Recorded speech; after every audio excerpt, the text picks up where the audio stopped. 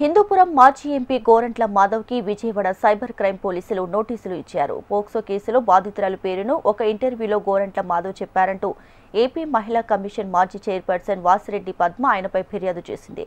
ఈ కేసులో విచారణకు హాజరు కావాలంటూ విజయవాడ పోలీసులు అనంతపురంలోని గోరంట్ల ఇంటికి వెళ్లి నోటీసులు ఇచ్చారు. వచ్చే నెల 5వ తేదీన విచారణకు హాజరు కావాలంటూ పేర్కొన్నారు.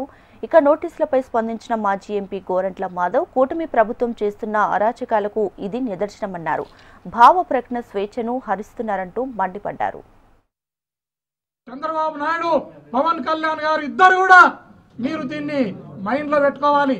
ఈ రాష్ట్రంలో అతి త్వరలోనే మీరు చేస్తున్న చేష్టలకు, మీరు పెడుతున్న అక్రమ కేసులకు, తప్పుడు అరెస్టులకు మా భావ ప్రకటన స్వేచ్ఛను మేము మీడియా ద్వారా ఏం మాట్లాడినా కేసులు పెట్టుకుంటూ పోతున్నారు. ఇలా పెట్టుకుంటూ పోతే ఖచ్చితంగా ఈ రాష్ట్రంలో అంతర్యుద్ధం రాక తప్పదు. ఇది ఈ కూటమి ప్రభుత్వం గుర్తుపెట్టుకోవాలని ఈ సందర్భంగా తెలియజేస్తున్నాను. నేను కేసు కట్టడం జరిగింది. వీళ్ళు విజయవాడ పోలీసులు కేసు కట్టినట్లు నోటీసును నేను ఇప్పుడే తీసుకున్నాను. ఈ నోటీసు మేరకు 5వ తారీఖున నన్ను ఖచ్చితంగా అక్కడ హాజరుగమ్మని చెప్పడం జరిగింది. నేను కూడా నా లీగల్ అడ్వైజర్లతో, నా అడ్వకేట్లతో మాట్లాడడం జరుగుతుంది.